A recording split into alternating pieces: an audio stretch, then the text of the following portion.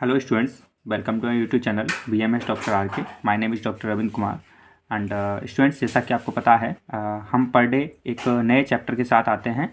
कल हमने आयुर्वेद दर्शन निरूपण जो कि पदार्थ विज्ञान का चैप्टर नंबर 2 था वो कंप्लीट किया था एंड आज हम चैप्टर नंबर 3 पदार्थ विज्ञान का पदार्थ निरूपण कंप्लीट करते हैं जो कि अपने पास फर्स्ट टर्म टेस्ट का सिलेबस में आता है।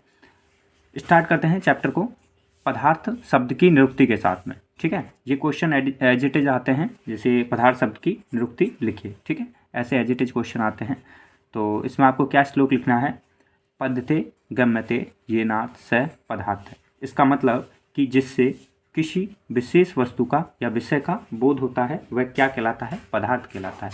पद्धते गम्यते ये नाथ स पदार्थ है, यानी कि जिसको पढ़ा जा सके, जिसका कोई अर्थ निकले। ठीक है ना, जिससे किसी वस्तु का बोध हो, जिसको पढ़ा जा सके, जिससे कोई अर्थ निकले, वह क्या है, वह पदार्थ कहलाता है। अब पदार्थ के लक्षण की बात करते हैं सेकंड, वो भी एक टाइप का क्वेश्चन ही है। ठीक है स्टूडेंट्स, जैसा यहाँ पर हर एक पॉइंट हर एक क्वेश्चन को इंडिकेट करता है, आपको डायरेक्ट इसी पॉइंट पे क्वेश्चन आते हैं। ठीक है, तो आपके पास सेकंड है कि पदार्थ का लक्षण। तो पदार्थ के लक्षण के बहुत सारे श्लोक हैं, आपको जो याद हो जाए, एक या दो। ठीक है, ऐसा नहीं है कि आपको 3-4 ही करने हैं। ठीक है, एक या दो जो आपके लिए कंफर्टेबल हों, आपको वो याद कर लेने हैं इसमें से। ठीक है ना, जैसा कि पहला श्लोक लिखा हुआ है, यो अर्थो अभिहित है। आपको पढ़ना अच्छे से आना चाहिए। यो अर्थो अभिहित सूत्रे पदे व स पदार्थ है। पदस्य पदियो पदानाम व अर्थ पदार्थ। ठीक है, इसके अलावा और भी अपने पास श्लोक हैं, जैसा कि अर्थ पदस्य, सबसे छोटा अर्थ पदस्य, पद का अर्थ है ना, जिसका कोई अर्थ निकले वह अपने पास क्या है, पदार्थ है। ठीक है, थर्ड है अभिधेयत्वम पदार्थ सामान्य लक्षणम जो कि तर्क दीपिका का है एंड एक है अपने पास प्रतिमी विषया पदार्थ। ठीक है, ये सप्त पदार्थिका है श्लोक। ठीक है, आपको जो इसमें से अच्छा लगे है ना, जो आपको कंफर्टेबल हो, आप वो याद करिए। आप अर्थ पदस्य भी याद कर सकते हैं, क्वेश्चन आएगा पदार्थ के लक्षण लिखिए। ठीक है, तो आपको ये लिखना है। ठीक है, जैसे कि अर्थ पदस्य, ये अपने पास इसका मतलब क्या होगा कि पद का अर्थ, अर्थ पदस्य, पद का जो अर्थ है वही अपने पास क्या हो कहलाएगा, वो पदार्थ होगा। अर्थ पदस्य पदार्थ। ठीक है, पद का अर्थ पदार्थ है। ठीक है, जैसे अभिधेयत्वम पदार्थ सामान्य लक्षणम, इसका मतलब क्या आता है, अभिधेयत्व, ध्येयत्व का मतलब, देह का मतलब धारण करना। ठीक है, नाम को धारण, अभी देखिए आप कोई नाम का धारण करते हैं तो आप क्या कहलाते हैं, पदार्थ कहलाता है। किसी ने, यानी कि एज आप ऐसे समझिए जैसे संज्ञा होती है ना, जैसे आपने किसी वस्तु को आप क्या कह सकते हैं, पदार्थ कह सकते हैं। ठीक है, ठोस द्रव गैस सभी क्या है, पदार्थ हैं। तो यहाँ पर वही इसका मतलब निकल के आता है कि अभिधेयत्वम जो भी अपने पास क्या करता है, किसी नाम को धारण करने योग्य जो वस्तु होती है वही अपने पास, या जिसका कोई नाम होता है वही अपने पास क्या होता है, पदार्थ कहलाता है। अच्छा, यहाँ पर एक ये वर्ड है कि पदस्य पदियो पदानाम वार्थ है पदार्थ है, यानी पदस्य यानी कि एक वचन, सिंगुलर। ठीक है, और यहाँ पर अपने पास पदियो द्विवचन, और ये पदानाम यानी कि बहुवचन, यानी कि चाहे कोई एक वचन हो, यानी कि सिंगल हो, डबल हो या मल्टी हो। ठीक है, सिंगल, डबल या फिर अपने पास बहुवचन में आता हो, है ना, ग्रुप में आता हो, वह क्या है, उसका अर्थ पदार्थ कहलाता है। यानी कि आप ये समझिए जो संज्ञा होती है, यानी कि जो सिंगल हो, कोई भी अपने पास कुछ भी हो जिसे हम पदार्थ की संज्ञा कह सकते हैं, जिसका हम कोई नाम लेते हैं, वो सब क्या होता है, पदार्थ होता है। तो आप इसमें से कोई भी श्लोक याद कर सकते हैं। अच्छा, ये प्रमिति विषया पदार्थ है, इसका मतलब कि जो ज्ञान का विषय होता है, प्रमिति का मतलब होता है ज्ञान। ठीक है, प्रमिति का मतलब क्या होता है, ज्ञान। ठीक है, ये इसका पर्यायवाची शब्द होता है प्रमिति ज्ञान का। तो प्रमिति विषय, ज्ञान का जो विषय है वह पदार्थ कहलाता है। ठीक है, तो ये सब पदार्थ के लक्षण हो गए। अब नेक्स्ट बात करेंगे, पदार्थ के कितने भेद होते हैं, उनकी संख्या होती है, उसमें क्या मत में अंतर होता है। बहुत सारे अपने पास आचार्य, उन्होंने अलग अलग पद के भेद दिए हुए हैं, उसके आधार पर हम पद के भेदों की बात करते हैं। चलिए, तो पद के भेद में हम बात करते हैं। जनरली पद को 3 प्रकार से बांटा गया है, रूढ़, यौगिक व योग रूढ़। ठीक है, पद को 3 प्रकार में बांटा गया है, रूढ़, यौगिक व योग रूढ़। ठीक है, रूढ़ का मतलब क्या होता है, मैं आपको सिंपल भाषा में समझाता हूँ। यहाँ पर रूढ़ का मतलब एक वर्ड होगा, कोई शब्द होगा। ठीक है, उस शब्द का वही मतलब होगा। जैसे कि हम बात करते हैं नोज, नाक, ठीक है। नाक का मतलब आपको और कुछ तो समझ नहीं आता, नाक का मतलब नाक ही होता है, ना आप संधि विकसित कर सकते हैं ना कुछ कर सकते हैं इसका, ठीक है। नाक कान हो गया, ठीक है, इनका मतलब वही होता है जो आपको दिखाई दे रहा है, जो आपको वर्ड लिखा हुआ है, ठीक है। नाक हो गया, कान हो गया, ठीक है, इनका वही मतलब होता है, ना आप इनको संधि विकसित कर सकते हैं और ना इनका कोई अलग अर्थ निकाल सकते हैं। ये होते हैं रूढ़, ठीक है, रूढ़ पद, ठीक है। यौगिक, यौगिक का मतलब ये होता है कि आपको कोई वर्ड है, आप उसमें से मूल धातु और प्रत्यय निकाल सकते हैं, यानी कि उसको संधि विकसित कर सकते हैं। जैसा कि यहाँ पर आपका फेवरेट एग्जाम्पल यहाँ पर बुक में लिखा हुआ है, और मैं आपको बुक के एग्जाम्पल इसलिए लिखा रहा हूँ क्योंकि आपको उससे क्या होगा, बुक भी अच्छे से पढ़ने में आसानी रहेगी, ठीक है, तो आपको समझ आएगी बुक को अच्छे से। जैसे पाचक हो गया, ठीक है ना, ये हलंत नहीं है, ठीक है। पाचक, पाचक में अपने पास क्या होता है, पच तो धातु होती है, ठीक है, पच धातु, ठीक है। इसका मतलब क्या होता है, यहाँ पर पाचक में पच धातु हो गई, ठीक है, तो इसका मतलब क्या होता है, पचतीति पाचक है, यानी कि जो भोजन को पकाता है, ठीक है ना, पाचक, ठीक है। अब यहाँ पर इस प्रकार जो जिसको हम संधि विकसित कर पाते हैं, ठीक है, वो अपने आवाज क्या होता है, यौगिक। यौगिक का मतलब होता है दो शब्दों से मिलकर बना, ठीक है, इसका मतलब यौगिक का यही तो मतलब होता है केमिस्ट्री में, ठीक है। रूट का मतलब जो एक ही होता है, जिसका कोई अलग अर्थ नहीं निकलता है, वही उसका मूल नाम होता है। अच्छा, इसके बाद आता है योग रूढ़। अच्छा, इसकी जो डेफिनेशन होती है ना, रूढ़ की, यौगिक की, उसकी डेफिनेशन मैं आपको बता देता हूँ बुक के अकॉर्डिंगली क्या लिखा हुआ है कि जो रूढ़ होता है, इन शब्दों से जो अर्थ निकलता है वो प्रकृति व्युत्पत्ति के अधीन नहीं होता है, यानी कि उसमें धातु प्रत्यय पर कोई आश्रित नहीं होता है, ना इसमें धातु प्रत्यय अलग से नहीं होते हैं। जबकि यौगिक में क्या होता है, इनके अनुसार जो धातु प्रत्यय जो, क्योंकि शब्द होता है वो किससे निर्मित होता है, धातु से निर्मित होता है, जैसे कि इसमें क्या होती है, पच धातु इसमें होती है, तो इनका जो अर्थ होता है व्युत्पत्ति अनुसार ही होता है। जैसे पाचक में पच धातु होता है, पचाने वाला, ठीक है, उसी से रिलेटेड होता है, और इसमें क्या होता है, धातु पर आश्रित होता है। अब योग रूढ़, लास्ट बचा योग रूढ़, तो इन शब्दों का जो अर्थ होता है वह कुछ तो अवयव पर और कुछ समुदाय पर आश्रित होता है। जैसे कि मैं आपको बताता हूँ, जैसे अपने पास पंकज, पंकज, ठीक है, तो पंकज से अगर आप इसको तोड़ेंगे, पंकज को अगर आप तोड़ के देखेंगे तो पंक प्लस ज, ठीक है, पंक यानी कि अपने पास कीचड़ होता है, कीचड़, ठीक है, और जामिने जन्म लेने वाला, जन्म लेने वाला। अब आप बताइए, कीचड़ में जन्म लेने वाला पंकज का किसका पर्यायवाची होता है, कमल का, ठीक है। तो वैसे अगर इसको एक देखा जाए, पंकज किसके लिए कहा गया है, कमल के लिए, लेकिन अगर आप यहाँ इस वर्ड को देखेंगे, पंक प्लस ज, तो इसका मतलब होता है कीचड़ में जन्म लेने वाला, ठीक है। लेकिन कीचड़ में जन्म लेने वाला ओनली पंक कमल ही तो नहीं होता है, और भी तो कीचड़ में जन्म लेते हैं। तो यहाँ पर इस वजह से जब आप इनको संधि विकसित करते हैं तो यहाँ पर समुदाय का भाव आता है, समुदाय, कीचड़ में जन्म लेने वाले जो समस्त होते हैं उनको हम पंकज बोल सकते हैं। लेकिन यहाँ पर पंकज को बेसिकली किसका पर्यायवाची होता है, कमल का, तो पंकज को देखा जाएगा तो आप क्या बोलेंगे, कमल, ठीक है। लेकिन आप इसको अगर संधि विकसित करके देखेंगे, पंक प्लस ज है, यानी कि कीचड़ में जन्म लेने वाला, तो ये बहुत सारे हो सकते हैं, ठीक है। तो इस प्रकार बोला गया है योग रूढ़ में कि इन शब्दों का जो अर्थ होता है वह कुछ तो अवयव पर निर्भर करता है, कुछ तो इनके अवयव पर निर्भर करता है, और कुछ क्या करता है, समुदाय पर निर्भर करता है, पूरा, है ना, ठीक है। तो अपने पास आपको तीनों वर्ड क्लियर है, रूढ़, यौगिक व योग रूढ़। चलिए नेक्स्ट बात करते हैं पदार्थ के भेद। ऊपर हमने बात की थी पद के भेद, है ना, पद यानी कि एक वर्ड, ठीक है, उसके भेद की बात करी थी, रूढ़, यौगिक व योग रूढ़। वर्ड्स का अच्छे से ध्यान रखिएगा, पहले हमने पद के भेद की बात करी थी, इस बारे में बात करते हैं हम पदार्थ के भेद की, ठीक है। तो पदार्थ का भेद इम्पोर्टेंट, ये ज़्यादा इम्पोर्टेंट है ना पद के भेद से, ठीक है, क्योंकि आपका आगे जितना भी पदार्थ विज्ञान है वो इन पे चलने वाला है, ठीक है। आप इसके जो वर्ड हैं वो आज अच्छे से आप आगे पढ़ेंगे, ठीक है। इनको जैसे कि इनको दो पार्ट में डिवाइड किया गया है। प्रधान पदार्थ, प्रधान यानी कि जो सुपरवाइजर होता है, यानी कि जो इसमें मेन रोल प्ले करता है, ठीक है। और यहाँ पर अप्रधान यानी कि गॉड, ठीक है। इसका मतलब आप समझ रहे होंगे अच्छे से। इसको आश्रय भी बोला जाता है और इसको अप्रधान को आश्रय भी बोला जाता है। इसको क्या बोलते हैं, आश्रय, जो आश्रय प्रदान करता है, प्रधान होता है, मेन होता है, और इसको क्या बोला जाता है, आश्रयी, जो आश्रित रहता है, ठीक है। अब देखिएगा इसमें कौन से आते हैं, टोटल 6 होते हैं पदार्थ। तो द्रव्य, सीक्वेंस में याद रखिएगा, द्रव्य, गुण और कर्म, ये 3 आते हैं आश्रय, और सामान्य, विशेष एंड समवाय, ये 3 आते हैं अप्रधान या गौड़। बहुत अच्छे से ध्यान रखिएगा, द्रव्य, गुण, कर्म ये प्रधान हो गए, सामान्य, विशेष, समवाय क्या हो गए, अप्रधान या गौड़ हो गए, ठीक है। इनको चल के आगे चल के द्रव्य पदार्थ ही है, गुण पदार्थ है, कर्म पदार्थ है, सॉरी पदार्थ ये तो हैं ही हैं, इनके अलग अलग से चैप्टर भी हैं। जैसे द्रव्य एक अलग चैप्टर आपको गिवन है, गुण भी चैप्टर है, कर्म भी चैप्टर है अपने पास। ये सारे के सारे अपने पास चैप्टर्स अवेलेबल हैं आगे आपको, ठीक है।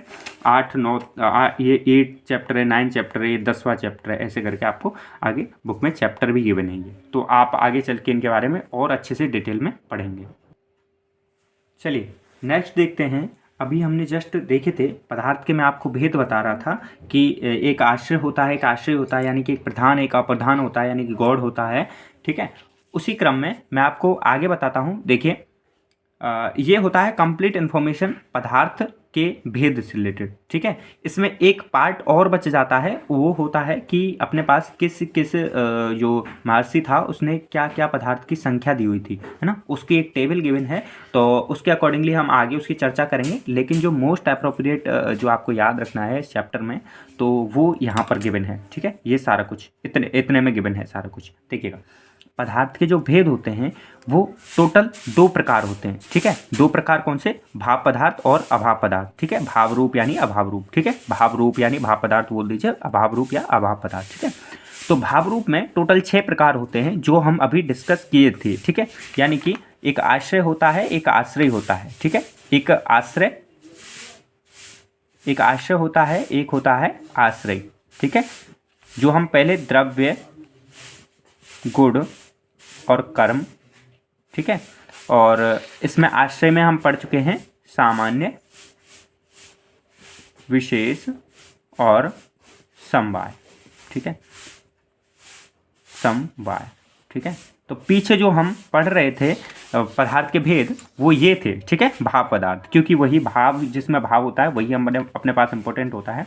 तो वह हमने पढ़ा था कि पदार्थ के भेद 2 प्रकार, भाव पदार्थ, अभाव पदार्थ। भाव पदार्थ के 6 प्रकार होते हैं जो कि आश्रय और आश्रय में 3 में डिवाइड होते हैं। द्रव्य, गुण, कर्म, आश्रय एंड आश्रय, सामान्य, विशेष, समवाय। अभाव पदार्थ टोटल 4 प्रकार के होते हैं जिनका आगे हमने क्लासिफिकेशन किया है, ठीक है। अभाव पदार्थ भी भाव पदार्थ की तरह 2 प्रकार में डिवाइड होते हैं, संसर्गाभाव और असंसर्गाभाव, ठीक है। टोटल 4 प्रकार होते हैं अभाव पदार्थ के, 3 तो संसर्गाभाव और 1 असंसर्गाभाव। संसर्गाभाव के कौन क्या क्या प्रकार हैं? प्रागभाव, प्रध्वंसाभाव एंड अत्यंताभाव, ठीक है। प्रागभाव, प्रध्वंसाभाव और अत्यंताभाव की हम बात करेंगे, ठीक है। उससे पहले आप इस चार्ट को अच्छे से ध्यान रखिए कि पदार्थ के टोटल ये पूरा ये भी अपने पास पदार्थ में ही आता है, ठीक है ना। तो पदार्थ के टोटल भाव पदार्थ और अभाव पदार्थ, भाव पदार्थ 6 प्रकार के, अभाव पदार्थ 4 प्रकार के। टोटल पदार्थ के भेद में 10 प्रकार हैं। 10 को अच्छे से नाम ध्यान रखिए, ठीक है। 10 के बारे में अगले चैप्टर्स में अपने पास इनको अच्छे से समझाया गया है, बट आपको यहाँ इतना तो ध्यान रखना है कम से कम, ठीक है, कि पदार्थ के भेद भाव पदार्थ होता है और अभाव पदार्थ होता है। भाव पदार्थ 6 प्रकार का जो 3 प्रकार में डिवाइड है, आश्रय और आश्रय में, द्रव्य, गुण, कर्म, सामान्य, विशेष, समवाय।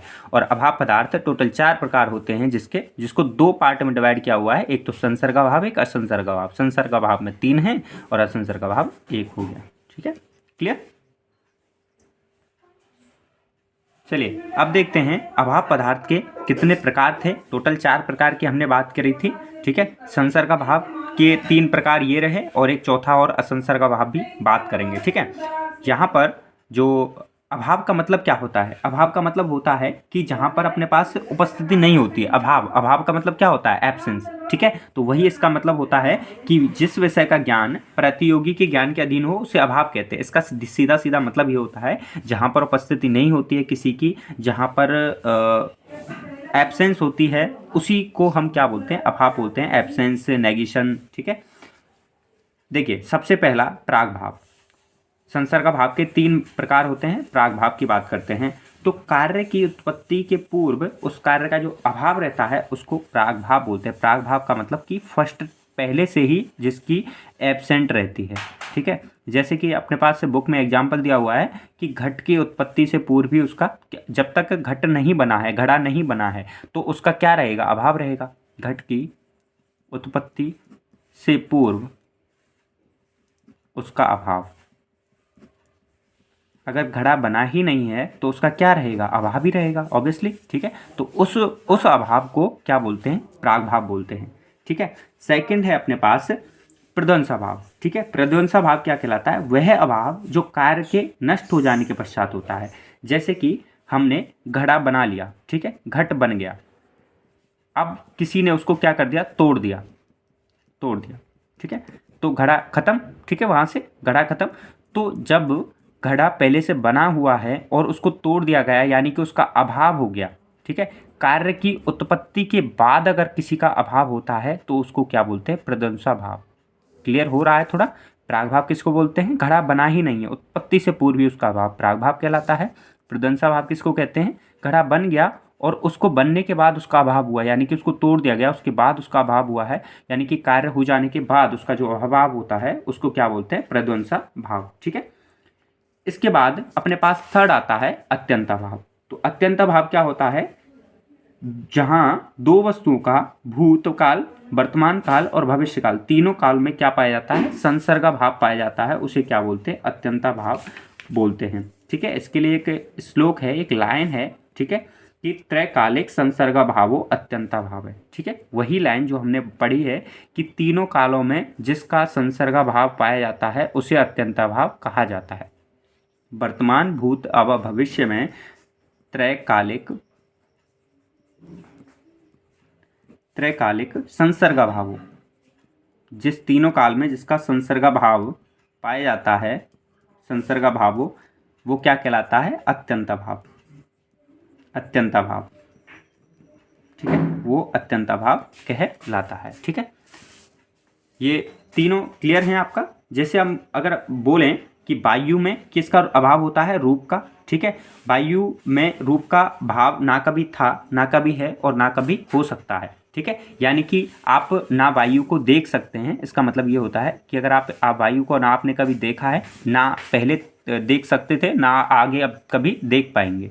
तो जहाँ पर त्रैकालिक यानी कि तीनों कालों में संसर्गा भाव का मतलब कि अभाव। ठीक है, नॉर्मल जो अभाव होता है वो तीनों कालों में कभी नहीं हो सकता, ना पहले था ना अभी है। तो वायु का कोई आपने स्वरूप नहीं है, ना आपने वायु को कभी देखा है, तो वो अपने पास क्या हो जाएगा? संसर्गा भाव यानी कि अत्यंता भाव हो जाएगा। ठीक है, त्रैकालिक संसर्गा भाव वो अत्यंता भाव है।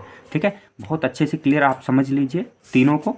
प्राग भाव हो गया, कार्य की उत्पत्ति से पूर्वी अभाव, जैसे घड़ा बना ही नहीं है तो उस पर उसकी उत्पत्ति नहीं हुई है, तो वो अभाव, उसकी कमी, वो क्या कहलाएगा? प्रागभाव। घड़ा बन गया है, किसी ने तोड़ दिया, यानी कि कार्य की उत्पत्ति के बाद जिसका अभाव हो गया वो प्रध्वंसा भाव हो गया।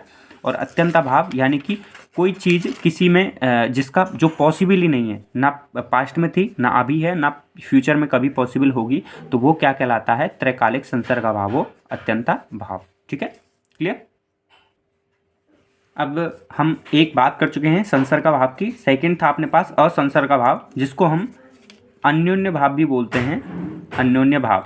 ठीक है, बुक में आपका यही लिखा हुआ है, आप बिल्कुल इसी नाम से याद रखिएगा। ठीक है, इस नाम से ना रखिएगा वरना पता चले आपका नंबर कट हो गया। ठीक है, अन्योन्य भाव। ठीक है,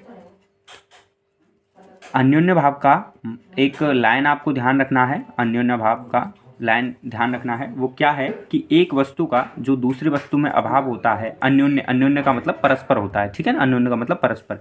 जैसे ये कोई वस्तु है तो इसमें कोई गुण है, इस वस्तु में उस गुण की कमी होगी, और इसका जो गुण है वो इसमें उसकी कमी होगी। ठीक है ना, तो एक दूसरी वस्तु का आपस में जो गुण की कमी होती है, यानी कि एक वस्तु का अन्य वस्तु में जो अभाव होता है उसे अन्योन्य भाव कहते हैं। ठीक है, ये वर्ड बस ध्यान रखिएगा। एक वस्तु का दूसरी वस्तु में जो अभाव होता है वो अपने पास क्या कहलाता है? अन्योन्य भाव। तो सारा का सारा अभाव आपका क्लियर है। पदार्थ के भेद में हमने भाव पदार्थ और अभाव पदार्थ पढ़े थे। भाव पदार्थ की आप आगे चैप्टर्स हैं उनके, तो वहीं पर चर्चा करेंगे इनकी। द्रव्य गुण कर्म सामान्य विशेष समवाय की बहुत अच्छे से एक्सप्लेन में चर्चा की गई है। अभाव पदार्थ की यहाँ पर चर्चा की जा रही है इस चैप्टर नंबर 3 में, जो कि संसर्गा भाव और अन्योन्य भाव हैं। संसर्गा भाव के हमने तीनों प्राग भाव, प्रध्वंसा भाव और अत्यंता भाव की बात कर ली, एंड अन्योन्य भाव की फोर्थ डेफिनेशन बात कर ली। ठीक है, अब अपने पास लास्ट 2 टॉपिक बचे हुए हैं चैप्टर से रिलेटेड, और विद इन 2 to 3 मिनट अपने पास चैप्टर फिनिश है। सेकेंड लास्ट टॉपिक है कि पदार्थ विज्ञान में आयुर्वेद की क्या उपयोगिता होती है। चाहे कोई सा भी चैप्टर हो, उसकी उपयोगिता कोई कुछ ना कुछ है, तभी तो आयुर्वेद में अपने पास गिवन है चैप्टर, राइट। तो अपने पास हम हर एक चैप्टर के लास्ट में ये टॉपिक तो सब में कंपलसरी होगा ही होगा, ठीक है। द्रव्य के आयुर्वेद में उपयोगिता, गुण की आयुर्वेद में उपयोगिता, सबकी, ठीक है, हर एक चैप्टर का आयुर्वेद में उपयोगिता कुछ ना कुछ है। तो ये टॉपिक आपको लगभग सभी चैप्टर्स में मिलेगा। तो आयुर्वेद की उपयोगिता से रिलेटेड अपने पास एक श्लोक है गिवन, ये आपको श्लोक बहुत अच्छे से आ जाना चाहिए, ठीक है। श्लोक क्या है? किंचित दोष प्रशमनम, किंचित धातु प्रदूषणम, स्वस्थ व्रतो हितम किंचित त्रिविधम द्रवम उच्यते, ठीक है। इसका अच्छे से आपको ये आना चाहिए। इस श्लोक में अपने पास किंचित दोष प्रशमनम, ठीक है, इसमें कहा गया है कि कुछ दोष को शांत करने वाले होते हैं। किंचित दोष प्रशमनम, प्रशमन मतलब कि शांत करना, कुछ दोषों को शांत करने वाले होते हैं। किंचित धातु प्रदूषणम, कुछ धातुओं को प्रदूषित करने वाले होते हैं। धातु कौन कौन सी? रस, रक्त, मांस, मेद, अस्थि, मज्जा और शुक्र, 7 धातुओं को कुछ प्रदूषित करने वाले होते हैं, कुछ दोषों को शांत करने वाले होते हैं। स्वस्थ व्रतो हितम, यानी कि स्वस्थ व्रत के हित के लिए, ठीक है, जो अच्छा स्वास्थ्य के लिए अपने पास कुछ होते हैं और उनको क्या कहा गया है? द्रव्य कहा गया है, ठीक है। ये श्लोक आप नॉर्मली ध्यान रखिए। इसका मतलब ये पूरा का पूरा जो श्लोक है वो पदार्थ विज्ञान की आयुर्वेद में उपयोगिता को उजागर करता है। इसमें बेसिकली थ्योरी तो आप कितना ही चाहें लिख सकते हैं, ठीक है। उपयोगिता के विषय में तो आप कुछ भी बना दीजिए, है ना, आपको नंबर कुछ ना कुछ मिल ही जाएंगे आपको, है ना, कुछ ना कुछ आप बना ही दीजिए कि आपको पदार्थ विज्ञान की आयुर्वेद में क्या उपयोगिता है। दोषों को शांत करते हैं, ठीक है ना, धातु को प्रदूषित करने वाले, यानी कि अपने पास जो धातुएं होती हैं धातुओं को प्रदूषित करते हैं, हितों की अपने पास स्वास्थ्य के लिए बहुत यूजफुल होते हैं। इस सारे से रिलेटेड कुछ भी बना दीजिए, आपको कुछ ना कुछ नंबर इसमें मिल ही जाएंगे, ठीक है। तो वो थ्योरी होती है, तो वो आप बुक से देखिएगा, ठीक है। मैं आपको इस श्लोक से आपको मेनली नंबर मिलते हैं, ये श्लोक आपको अच्छे से ध्यान रखना है, ठीक है। जो आपके काम का है मेनली वही मैं लिखा रहा हूँ, है ना। ऐसे तो अपने पास अगर एक एक को टॉपिक को डिटेल्स में पढ़ने बैठे तो अपने पास चैप्टर लगभग 2 आवर्स तक पहुँच जाएगा, तो वो अपने पास किसी यूजफुल का भी नहीं है, ठीक है, इतना कोई याद भी नहीं करेगा। पदार्थ के साधम्य एवं वैधम्य एक ये है, ठीक है, प्लस इसके साथ साथ किस जो अपने पास जैसे चरक अनुसार है, सुश्रुत अनुसार, वैसे से न्याय, सांख्य, मीमांसा, इनके अनुसार जो पदार्थों की संख्या है, ठीक है, वो कितनी है, ठीक है। एक वर्ड है पदार्थों की संख्या, पदार्थों की संख्या, ये ओनली 2 पॉइंट्स हैं सब टॉपिक जो अपने इस चैप्टर में अब लास्ट में बचे हैं अपने। तो पदार्थों के साधम्य और वैधम्य की अगर मैं बात करूं तो साधम्य और वैधम्य का मतलब ये होता है, साधम्य का मतलब कि समानता लगभग होता है और वैधम्य का मतलब कि विपरीत, है ना।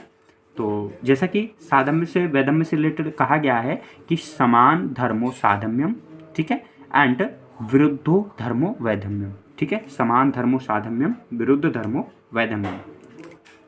अब साधम्य से रिलेटेड कुछ चीज़ें हैं, जैसे कि द्रव्य आदि जो 60 पदार्थ होते हैं, ठीक है, उसमें अभिधेय और ज्ञेयत्व सभी में उपस्थित होते हैं। यानी कि द्रव्य, गुण, कर्म और वो अपने पास पदार्थ होते हैं ना, भावरूप पदार्थ मैंने बताए थे, उसमें जो अपने पास अभिधेय, ठीक है, और ज्ञेयत्व, ठीक है, ज्ञान का जो विषय होता है वो सभी में क्या होते हैं? कॉमन होते हैं, ठीक है। साधम्य का मतलब कि समानता, समानता का मतलब होता है जो टॉपिक सेम हो, ठीक है, जो टॉपिक क्या हो, सब में सेम हो, उनको क्या बोलते हैं? साधम्य, ठीक है। जैसे कि आप ये फर्स्ट वर्ड, सेकंड की अगर मैं बात करूं, जैसे द्रव्य, गुण, कर्म और सामान्य और विशेष में अपने पास समवायत्व और अनेकत्व समान धर्म रूप से होते हैं, ठीक है। द्रव्य, अब ये सब आप याद नहीं कर पाएंगे ना, इसलिए मैं आपको ये टॉपिक सबसे लास्ट में लेता हूँ, जो आपको जब आप इन जनरल लेते हैं जिन वर्ड्स को, है ना, जिन पॉइंट्स को आप नहीं सही से याद करेंगे, तो उन पॉइंट्स को मैं सबसे लास्ट में लेता हूँ। विशेष में समवायत्व व अनेकत्व धर्म समान रूप से होते हैं, समान रूप से होते हैं। इसका मतलब ये होता है, देखिए मैं आपको ओवरऑल बता देता हूँ कि पदार्थ विज्ञान में, आयुर्वेद में जितने भी अपने पास क्या होता है, 2 गुणों में समानता होती है उनको साधम्य बोलते हैं, जिनमें असमानता होती है उनको क्या बोलते हैं? वैधम्य बोलते हैं। बस इतना सा अंतर होता है। तो आप ये जो चैप्टर आप अभी तो आपके समझ में ही नहीं आएगा, द्रव्य, गुण, कर्म, सामान्य, विशेष में आप कहाँ समवायत्व और अनेकत्व का पता है आपको ये तो रटने का हो गया ना, इसलिए मैं आपको करा नहीं रहा अभी ये टॉपिक अच्छे से, क्योंकि जब आप पढ़ेंगे आगे जाके, आपने द्रव्य, गुण, कर्म पढ़ लिए चैप्टर, सामान्य, विशेष आपने जब चैप्टर पढ़ लिए तो उनमें आपको पता चलेगा कि समवायत्व, अनेकत्व वर्ड जो हैं उनके सभी में आ रहे हैं, तो सभी में जब आते हैं तो आपको याद होगा कि ये साधम्य होगा, इस तरह से साधम्य होगा, ठीक है। तो अपने पास ऐसे आपको याद रखने हैं। जैसे एक और वर्ड, जैसे मैं आपको एक और पॉइंट बताऊं, जैसे कि द्रव्य, गुण और कर्म में जो समवाय और विशेषत्व होते हैं, ठीक है, वो अपने पास क्या आते हैं, धर्म समान रूप से आते हैं। ठीक है, तो सब ऐसा ही है कि अपने पास आपको पहले वो चैप्टर्स पढ़ने पड़ेंगे, तब आपको समझ में आएगा। ठीक है। अच्छा, वैधम्य में एक वर्ड है, ठीक है, वैधम्य का एक लाइन जरूर से याद रख लीजिएगा। ठीक है, वैधम्य का एक एक वर्ड आपको बस ध्यान रखिए, ज़्यादा नहीं। ठीक है, वैधम्य में एक लाइन ध्यान रखिए कि द्रव्य में गुण और कर्म रहते हैं, गुण एवं कर्म में द्रव्य नहीं रहता। यानी कि जो द्रव्य होता है ना, हमने आपको बताया था 3 होते हैं जो भाव रूप होते हैं। भाव में जो आश्रय होते हैं, आश्रय जो अपने पास मेन होते हैं, वो द्रव्य, गुण और कर्म होते हैं। अब इन दोनों में भी क्या होता है, प्रधान कौन सा होता है, द्रव्य होता है दोनों में भी। ठीक है, पहला वाला वो प्रधान होता है। तो द्रव्य में अपने पास क्या होते हैं, गुण और कर्म होते हैं, लेकिन गुण और कर्म में द्रव्य नहीं होता है। यानी कि अपने पास ये मेन है, ये अपने पास इन दोनों में हो सकता है, लेकिन इन दोनों में अपने पास ये नहीं होगा, अपोजिट नहीं होगा, बट एक साइड हो सकता है, दूसरी साइड अपोजिट नहीं होगा। ठीक है, तो द्रव्य में गुण और कर्म रह सकते हैं, गुण और कर्म में द्रव्य नहीं रहते। ठीक है, अपोजिट का ध्यान रखिएगा इस लाइन का मीनिंग। तो ये वैधम्य की बात हो गई। अब लास्ट आता है पदार्थों की संख्या। ठीक है, आप देखिए, जैसे मैं आपको बता दूं चरक अनुसार, तो अभी तक आपको चरक अनुसार ही याद हो पाएगा, भावरूप पदार्थ की बात कर रहे हैं हम। ठीक है, चरक अनुसार तो कौन से हो गए, द्रव्य, गुण, कर्म, सामान्य, विशेष और समवाय। यानी कि जो भावरूप पदार्थ कितने थे, टोटल 6 थे ना, तो वो 6 अपने पास किसके अनुसार हो जाएंगे, चरक अनुसार। ठीक है, टोटल 6, द्रव्य, गुण, कर्म, सामान्य, विशेष एंड समवाय। ठीक है, द्रव्य, गुण, कर्म, सामान्य, विशेष, समवाय। इसी तरह अपने पास वैशेषिक के भी हैं, न्याय के भी हैं, सांख्य के भी हैं। इतने आपको याद नहीं रखने, बस नॉर्मल, बस इतना ही ध्यान रखिए कि अभी आपको चरक अनुसार केवल ध्यान रखने हैं 6। ठीक है, सुश्रुत अनुसार वैसे 25 पदार्थों की संख्या होती है।